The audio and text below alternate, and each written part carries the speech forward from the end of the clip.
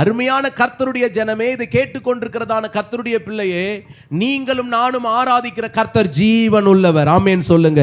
இங்கே கர்த்தருடைய பிரசன்னம் இருக்கிறது, இங்கே கர்த்தருடைய வார்த்தை இருக்கிறது, இங்கே கர்த்தர் உங்களை உருவ கட்டக்கூடியதான நல்ல அவருடைய வசனங்கள் உங்களுக்கு ஏதுவான விதத்திலே, உங்களுக்கு ஏற்ற விதத்திலே கர்த்தர் உங்களுக்கு கொடுக்கிறார் என்பதை நீங்களும் நானும் நம்ப வேண்டும். ஆமென் சொல்லுங்க.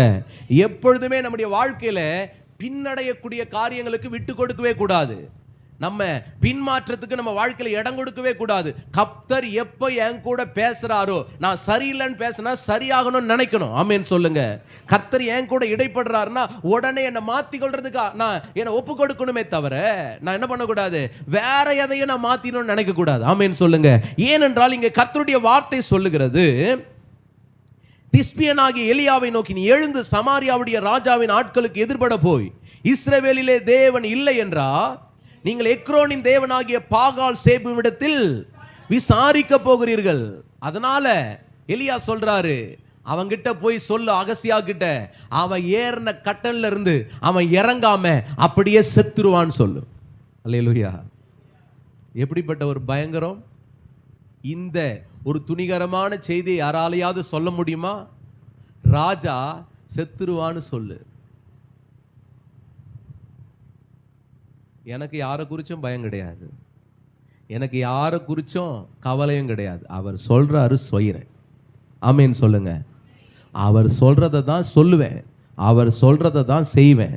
அதனால எலியாவுக்கு இன்றைக்கு தேவன் இப்படிப்பட்ட எலியாக்களை கர்த்தர் தேடி கொண்டிருக்கிறார்.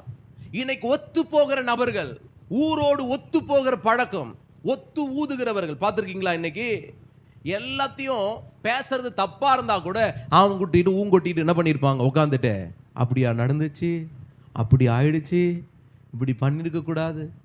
நீ கர்த்தருடைய பிள்ளை, நீ கர்த்தருடைய ஜனமா இருந்தா பரியாசக்காரன் உட்கார இடத்துல என்ன பண்ணக்கூடாது. ஸ்தோத்திரம். ஆண்டவருடைய வார்த்தை அதை தான் சொல்லுது. ஸ்தோத்திரம். துன்மார்க்கருடைய ஆலோசனையில நடக்க கூடாது, பாவிகளுடைய வழியில நீ நிற்க கூடாது. வசனம் அதை தான் சொல்லுது. அதை விட்டுட்டு நீ அவங்களோடு நான் ஒப்புதரவா இருப்பேன், அவங்களோடு கூட நான் இணக்கமா இருப்பேன் அப்படின்னு சொல்றது கிடையாது. நீ கர்த்தருடைய பிள்ளை, நீ வேறு பிரிக்கப்பட்டவன். நீ எதை கேட்கணுமோ அதை தான் கேட்கணும்.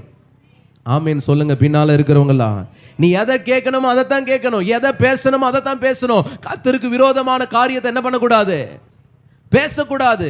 கர்த்தருடைய காரியங்களுக்கு விரோதமான செயல்களை என் நாவில வைத்து நான் அறிக்கையிடக்கூடாது. அது கர்த்தருக்கு விரோதமான பாவம். அல்லேலூயா. அது தேவன் அருவருக்கிறதான சாபமான காரியமாய் மாறி போய்விடும். அதனால விசுவாசிகளாகிய நீங்களும் நான் கவனிக்க வேண்டும் பிரியமானவர்களே. ஏனென்றால் இங்கே கர்த்தருடைய வார்த்தை சொல்லுகிறது, எலியாவுக்கு